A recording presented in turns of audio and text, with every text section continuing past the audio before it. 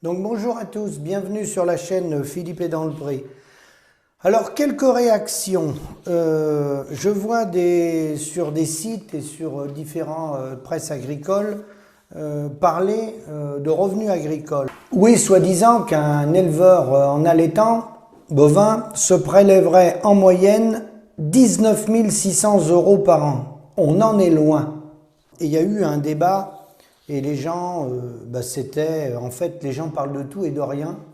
On a les chiffres et on va les répéter. Chiffre INSEE, chiffre MSA, chiffre incontestable.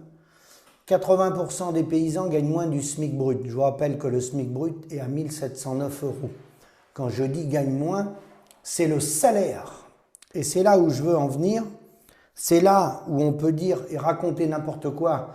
Et ça sert surtout bien aux gens qui nous entourent, puisque les gens, majoritairement, une grande majorité, qui sont en désaccord avec mes propos, sont des gens, soit par orgueil ou par fierté du monde agricole, qui refusent de reconnaître qu'on a de faibles rémunérations, c'est comme ça, moi je suis dedans, j'en fais partie, je l'ai déjà dit, et ceux qui font du commerce, du business, parce qu'ils veulent que ça dure le plus longtemps possible, qu'il y ait des petits soldats à travailler à pas cher, ça permet à certaines personnes de s'enrichir. Donc, prenons les choses dans l'ordre. On mélange salaire et bénéfices agricoles. Le salaire, je vous l'ai dit, 80% malheureusement sont en dessous 1709. Le salaire, il est destiné à rémunérer notre travail. Qu'on fasse 40, 50, 60, 80, 100 heures semaine, c'est notre salaire, notre prélèvement mensuel en moyenne. C'est pour ça que j'avais demandé, puisqu'on parlait, là on va parler de l'allaitant, trouvez-moi en allaitant un couple qui s'est prélevé, on est à 1709 aujourd'hui, mais qui s'est prélevé 1500 €, c'est-à-dire 3000 € mensuels, j'ai bien dit le salaire, 3000 € mensuels, qu'avec de la viande bovine, sans céréales, sans rien, sans revenu extérieur, qu'avec de l'allaitant. Il peut faire de l'engraissement, du broutard, ce qu'il veut, ça m'est égal. Et si on va chercher qu'on tient compte du travail qui a été fait par les générations avant lui, souvent les parents ont commencé à amortir les bâtiments, si on démarre avec structure neuve, amortissement, tout, c'est impossible. Absolument impossible. Donc ça démontre l'absence de rentabilité dans notre métier. Donc revenons aux choses concrètes. Les gens mélangent bénéfice agricole et salaire. Le bénéfice agricole, il est destiné, il y a 4 soustractions à faire. Le bénéfice agricole, ça c'est le chiffre qui est balancé partout dans les médias et tout. Et c'est ça justement un des éléments importants qui piège les jeunes. Le bénéfice agricole, il est destiné à rémunérer les capitaux engagés. Les emprunts que vous avez faits, vous devez rémunérer vos capitaux. Le bénéfice agricole, il sert à rémunérer les capitaux. Il sert à réinvestir. Il sert, sur cette partie-là, il faut garder un solde qu'il ne faut pas toucher de disponibilité pour faire fonctionner le compte, voilà. Et ensuite, vous prélevez un salaire. Donc, il y a 4 soustractions à faire.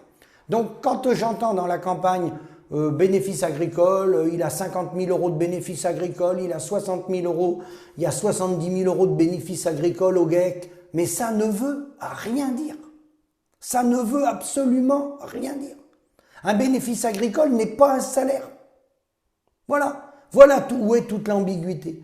Donc si on revient au salaire, c'est les chiffres que je vous ai donnés. Idem pour les transmissions d'exploitation, qu'on n'arrive plus à transmettre. Pourquoi? Parce que notre valeur ajoutée, elle est captée par les gens, je l'ai déjà dit, qui viennent acheter nos produits dans nos exploitations, et tout le secteur tertiaire qui s'est greffé autour, qui vient détruire notre valeur avant même qu'on puisse la créer, par tous les prélèvements qu'on a de toutes les institutions qu'on a autour de nous, en plus de l'acheteur, de l'agroalimentaire. Donc les gens, là encore, se trompent, ils parlent d'exploitation, quand ils passent devant des exploitations, ils disent là, voilà, il y a une belle exploitation, il y a 3 4 000, 6 000 mètres carrés de bâtiments, il y a 3 4 tracteurs, 7 tracteurs. Ils confondent la valeur patrimoniale avec la valeur économique de l'entreprise. Quand vous avez réinvesti, peu importe, vous avez fait un bâtiment récemment, vous dites le bâtiment, je viens de le faire, il vaut 600 000 €. Très bien, c'est vrai qui vaut 600 000 euros. Il a coûté 600 000 euros. Puis après, vous rajoutez les tracteurs, les bovins, si vous en avez. Vous pouvez arriver à 800, 1 million d'euros. Mais ça c'est un chiffre réel. Mais c'est une valeur patrimoniale. Ce n'est pas une valeur économique. Le jeune ou le moins jeune qui va reprendre ses 800 000 euros ou 1 million d'euros, c'est là que la banque va dire stop. Pourquoi? Parce qu'en ratio économique, la rentabilité de nos outils ne permet pas de rembourser ces 800 000 euros ou ces 1 million d'euros. Et si vous réfléchissez bien, comment se sont créés ces 800 000 euros ou ces 1 million d'euros? La plupart du temps, ils se sont créés sur plusieurs générations.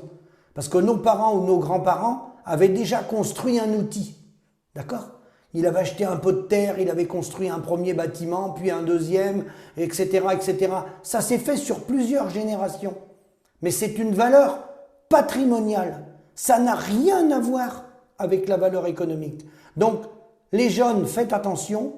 Tous les chiffres qui sont balancés, puisque le but du jeu, c'est de renouveler des générations et de trouver des gens qui travaillent pour rien. Ça, ils sont très contents qu'on travaille en moyenne entre nous en dessous du SMIC. Alors, tant mieux pour ceux qui sont au-dessus de 1709, où on retrouve principalement de la viticulture et des céréaliers. On peut retrouver aussi, mais c'est des cas très minimes, des éleveurs qui ont joué une carte différente à un moment donné, qui sont devenus des chasseurs de primes et qui utilisent des terres par des surfaces. Voilà, on peut retrouver des cas isolés, ça peut exister, mais dans les grandes moyennes, c'est ça. C'est les céréales et la viticulture qu'on retrouve au-dessus du SMIC brut. Et tant mieux pour eux, parce que tout travail mérite salaire. Mais ne vous faites pas piéger sur la communication qui est faite dans les médias sur le bénéfice agricole. Le bénéfice agricole n'est pas un salaire. Et alors, ce qui est beaucoup plus grave, c'est que ce bénéfice agricole sert de référence, de calcul pour les cotisations sociales, mutualité sociale agricole. Votre comptable, ou si c'est vous qui faites la déclaration, elle va se faire sur le bénéfice agricole. Vous allez payer des cotisations sociales autour de 43%, sur ce bénéfice agricole et des impôts sur le revenu éventuellement sur ce bénéfice agricole. Et c'est là où il y a un travail énorme à faire, où il faut revoir toute cette fiscalité. Soit rester à l'IR, mais changer et ne plus se baser sur les cotisations sociales, sur le bénéfice agricole, mais plutôt sur les salaires réels. Donc du coup, les salaires réels, vous avez bien compris qu'ils vont être en dessous de 1709 pour 80% d'entre nous. Donc la cotisation ne sera plus la même. Ou alors, il faut retoiletter notre système, le modifier et revenir avec un impôt sur les sociétés, un modèle à l'IS, où là, nos cotisations sociales et nos impôts sont basés sur notre salaire, sur le salaire qu'on se prélève. Par contre, il faudrait faire une dérogation pour le monde agricole pour ne pas être imposé sur les plus-values. Parce qu'à l'IS, on est imposé sur les plus-values. Et comme l'agriculture est une rentabilité très lente, c'est des investissements relativement lourds et un ratio faible de marge, des investissements lourds, une rentabilité très lente, c'est très très lent. On investit, on a des projets sur 15, 20, 30 ans, quand on achète du foncier, quand on construit des bâtiments, lorsqu'on fait du drainage, lorsqu'on monte l'irrigation, c'est des investissements, des prises de décision sur des longues durées. Donc on ne peut pas être à l'IS, on ne peut pas être à l'impôt sur les sociétés avec la plus-value. On peut être à l'IS et payer nos cotisations sur nos salaires, mais on ne peut pas se prendre les plus-values sur un capital qui est là, qui dort, qui est mort et qui rapporte très peu. Voilà. Ça, c'était la première partie de ma vidéo. La deuxième, elle est très courte. Je vois, comme d'habitude, qui continue dans les traités de libre-échange. J'ai reçu un mail, je vous remercie. L'Union européenne et les Philippines décident de reprendre les négociations de libre-échange. Madame von der Leyen, dans son coin, négocie un nouvel accord de libre-échange avec les Philippines qui mettra à genoux nos agriculteurs et augmentera fortement la pollution liée au transport sur mer et sur terre. Merci pour la personne qui m'a envoyé ce mail. Bien entendu, l'autre semaine que j'étais à Quimperlé sur le problème des algues vertes, il est lié à tout ça, à ces traités de libre-échange. Plus on va aller vers ça, plus on va polluer la planète, plus on va émettent des gaz à effet de serre, plus il y aura de transport, plus il y aura de coûts, plus on va exploiter les individus parce qu'on les met en compétition via la théorie de David Ricardo. Et donc à ce sujet, je voudrais rajouter, lorsque je vais intervenir dans des débats, si on veut avancer, les agriculteurs, il faut qu'ils comprennent que le modèle agricole, par la force des choses, il devra évoluer, il devra changer. La preuve, on n'a pas de rentabilité. Mais les associations, certaines associations, pas toutes, qui viennent à des réunions avec déguisées en petits cochons avec des têtes de cochons, ça ne fera pas avancer le débat. Les agriculteurs ne sont pas responsables qu'il y ait ces concentrations-là. Ils sont tombés dans une mécanique, dans un système porté par les décideurs politiques, par les gens des coopératives et de l'agroalimentaire pour concentrer les outils sur une zone donnée pour faire un maximum de bénéfices. Il faut revoir le modèle agricole, le répartir sur le territoire, mais ça ne veut pas dire plus manger de cochon, plus manger de viande bovine ou plus produire de cochon. C'est pas ça que ça veut dire. Ça veut dire de répartir la production sur le territoire, de rééquilibrer, de façon à ce que ça ne coûte pas une fortune, parce que là, ça coûte une fortune, cette agriculture-là, si on réfléchit bien. Parce qu'en termes de traitement des eaux, en termes de tout ce qui en découle, ça coûte une fortune, beaucoup plus cher qu'on peut l'imaginer. Mais parce que ce n'est pas réparti sur le territoire, c'est des concentrations qui sont faites toujours pour faire plus de profit.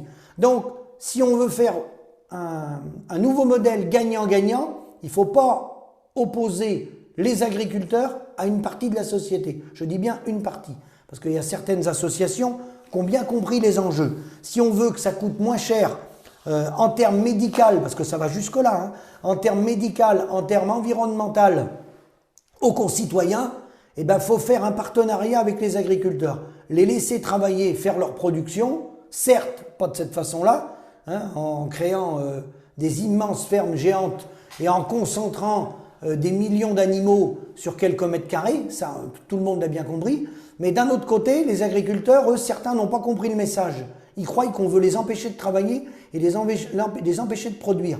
C'est pas ça qu'il s'agit, il ne s'agit pas de les empêcher de produire, mais il faut produire différemment et répartir sur le territoire.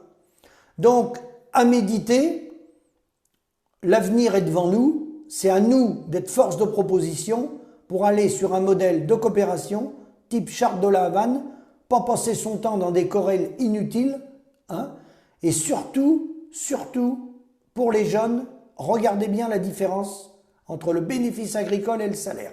Ça n'a absolument rien à voir, et vous demandez aux agriculteurs qui vous sortent leur salaire. Vous demandez le salaire moyen sur une carrière d'un agriculteur, ce qui s'est prélevé net sur une carrière. À jour, paiement, 30 jours fin de mois dans les factures, et pas avec une année d'avance de la PAC ou des ouvertures de crédit, des prêts de campagne céréales de 200 000 à 300 000 euros, où les gens ont une année ou une année et demie de financement bancaire, crédit agricole, crédit mutuel, etc. Parce que là, du coup, le salaire, le gars, il vit à crédit. En fait, il se prélève des salaires, mais sur le roulement de l'argent de l'entreprise. C'est la banque qui lui permet de se prélever un salaire. Donc, attention, quand on manipule les chiffres, attention à ce qu'on veut bien passer comme message.